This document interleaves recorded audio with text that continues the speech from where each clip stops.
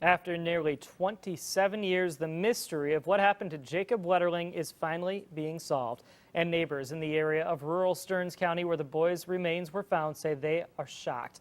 This weekend, law enforcement confirmed that the remains have been identified as Wetterling's. Agents have been pushing Danny Heinrich for information ever since he was arrested about a year ago in a separate child pornography case.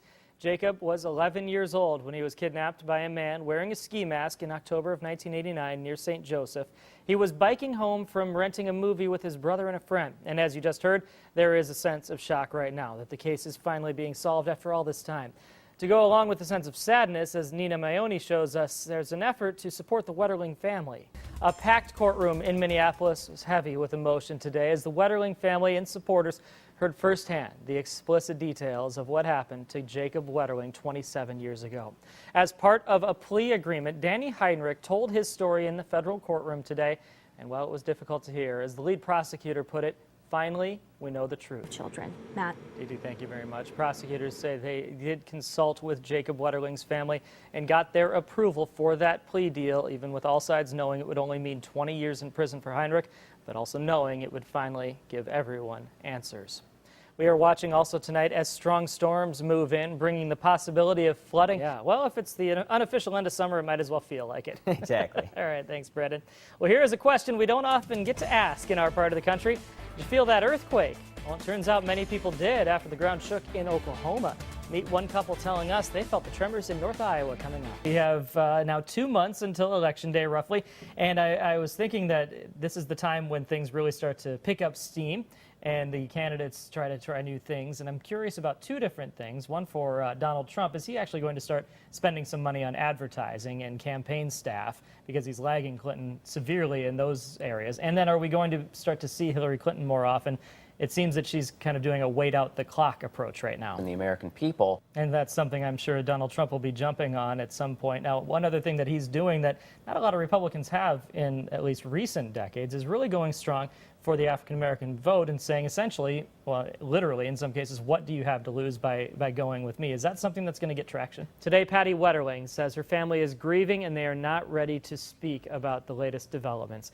In October of 1989, 11-year-old Jacob Wetterling was abducted by a masked gunman near his home in St. Joseph. In last October, Daniel Heinrich was named a person of interest in Wetterling's disappearance. Authorities are hoping to release more information about what led to the discovery of Wetterling's remains later this week, though reports indicate that Heinrich led investigators to the remains in rural Stearns County. Those are some of the first steps that the DOT is taking to address the dangers of that intersection. A lot of people have spoken up about that, and a lot of people that we're hearing now are happy with how responsive the agency has been in getting that done right away. And the library is also offering computer classes for those looking to get a better understanding of the devices. You can find some more information with this story under local news. Yeah, once you start working with them, they seem intimidating at first, but then you can see how intuitive it really is. The ground is still saturated, meaning the next round of heavy rain would add to the flooding we already have. Who's expecting more rain and how much? Coming right up.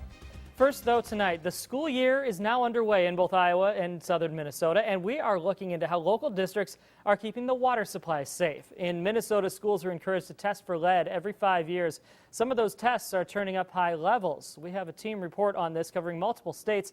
We begin with KIMT News 3's Adam Salad at the area's largest school district in Rochester. Very active pattern setting up. It has, and it feels like every time we get rain, we get a lot of rain, too. Yeah. All right. We'll cover all that in just a minute. Thank you very much, Tyler. A Charles City man accused of breaking an infant's bones is now pleading guilty. 21-year-old William Coons is charged with 2 counts of child endangerment.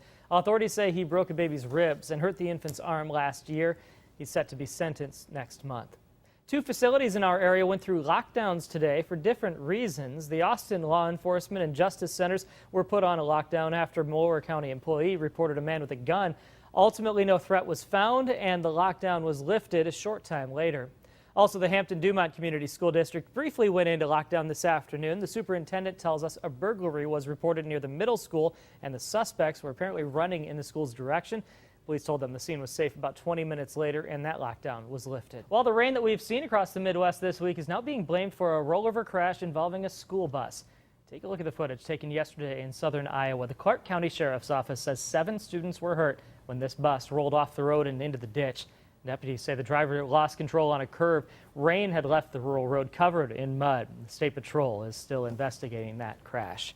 I'm joined now at the desk by Chief Meteorologist Tyler Roney because we have a bit of a discussion about all of this rain that we've been getting. Absolutely. You just can't ignore it, and it seems like we've not just gotten a lot of rain, but a lot at one time. Yeah. Well, from tap water to flood water, this is just one of many signs of how much rain our area has gotten lately. East Park in Mason City is closed down about an hour ago because of rising water. Also today, the Kossuth County Board of Supervisors issued a disaster declaration because of flooding, and the city of Garner is pumping water from the sanitary sewer into the storm sewer because the system is getting overwhelmed. The worry is that more rain will fall on top of all of this standing water. Chief Meteorologist Tyler Roney is in the Storm Team 3 Forecast Center keeping a close eye on the radar. How's it looking?